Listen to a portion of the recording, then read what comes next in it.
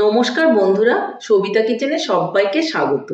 আজও আমি আরও একটা রেসিপি নিয়ে হাজির হয়ে গেছি। আজ আমি বানাবো ঝটপট চিড়ে ভাজা। ঝটপট চিড়ে ভাজা খেতে ভীষণই ভালো লাগে। আপনারা একবার বাড়িতে বানিয়ে দেখুন, বাচ্চা থেকে বড় সবাই কিন্তু এই ঝটপট চিড়ে ভাজাটা খুবই পছন্দ করবে। খুব সামান্য কিছু উপকরণ দিয়ে আমি এটা বানিয়েছি, যেগুলো ঘরে আপনাদের থাকে সেই জিনিসগুলো দিয়ে কিন্তু আমি বানিয়েছি। নারকেলটা যদি আপনাদের ঘরে না থাকে দেবেন না, কোনো অসুবিধা নেই। বাদাম আর একটু কারি পাতাও দিতে পারেন। আজকে আমি কারি পাতা দেইনি। তাছাড়া আপনারা একটুখানি কাজু বাদামও দিতে পারেন। খুব সিম্পলভাবে আমি বানিয়েছি। তবে আমি এই ঝটপট চিড়ে ভাজাটা কি করে বানালাম সেটাই দেখে নেওয়া যাক। ঝটপট চিড়ে ভাজা বানাতে গেলে প্রথমে কিন্তু চিড়ে নিয়ে নিতে হবে। দেখুন আমি কিন্তু চিড়ে নিয়ে নিয়েছি, আর সেই সঙ্গে আমি দেব একটু নারকেল। নারকেলটা কুচি করে কেটে নিয়েছি।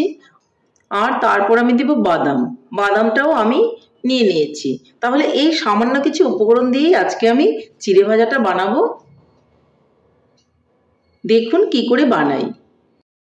আর দেব আমি একটা শুকনো লঙ্কা। শুকনো লঙ্কাটা আমি ছিঁড়ে নিয়ে নিয়েছি। এদিকে আমি উনানে একটা কড়াই বসিয়ে দিয়েছি, আর তাতে আমি তেলও দিয়ে দিয়েছি। এইভাবে একটা ছাঁকনি বসিয়ে নেব। তেলটাকে খুব ভালো করে কিন্তু গরম করে নিতে হবে।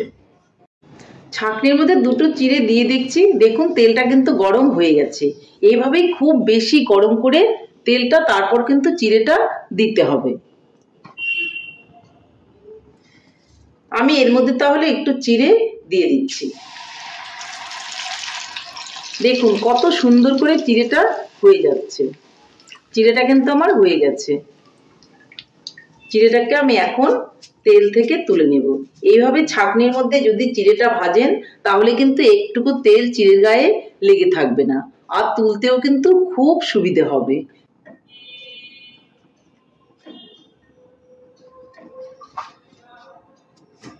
চিড়েটাকে তাহলে আমি এখন নামিয়ে নিচ্ছি। আমি এই তেলের মধ্যে আবারও ছাঁকনিটা বসিয়ে আরও একটুখানি চিড়ে ভেজে নিচ্ছি। আপনি যতগুলো চিড়ে ভাজবেন ঠিক একইভাবে দেবেন। তেলটাও কিন্তু নষ্ট হবে না, আর চিড়েটাও কিন্তু ভাজা খুবই সুন্দর হবে। দেখুন কি সুন্দর হয়ে গেল, কোনো ঝুটঝামেলা হলো না, আর খুব তাড়াতাড়ি কিন্তু চিড়েটা ভাজা হয়ে গেল। আমি এই চিড়েটাও তাহলে তুলে দিচ্ছি।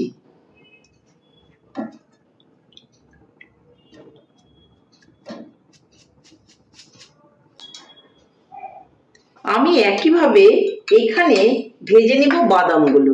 বাদামগুলোকে আমি এখন দিয়ে দিচ্ছি। দেখুন বাদামটাও কি সুন্দর করে হয়ে গেল। সঙ্গে দিয়ে দিব শুকনো লঙ্কাগুলো। শুকনো লঙ্কা কুচিটাও একই সঙ্গে হয়ে যাবে। দেখুন বাদামগুলো ফেটে গেছে মানে হয়ে গেছে। এগুলোকেও আমি এখন তুলে নেব।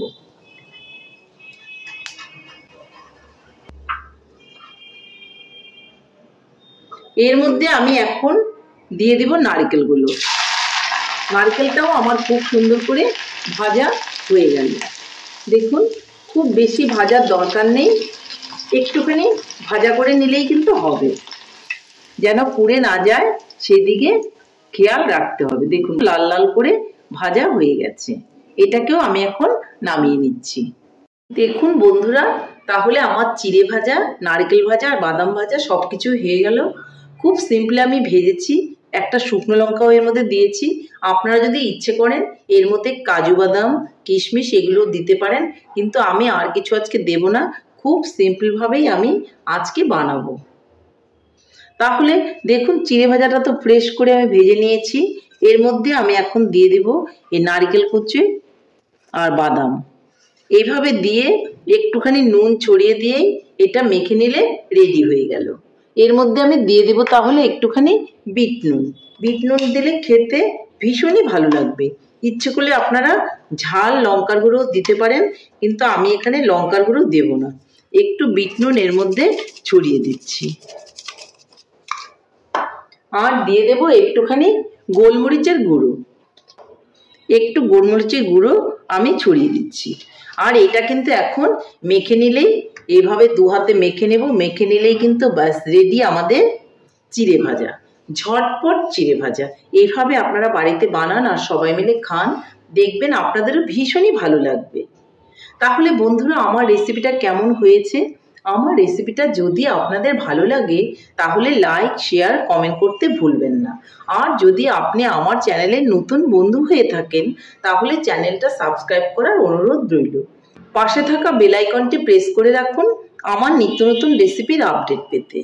তাহলে আর দেরি কেন, ঝটপট এভাবে সন্ধেবেলা বানিয়ে ফেলুন আর চায়ের সঙ্গে খান, দেখবেন ভীষণই ভালো লাগবে। নমস্কার, ভালো থাকবেন, সুস্থ থাকবেন। আবার দেখা হবে আরও একটি রেসিপির সঙ্গে।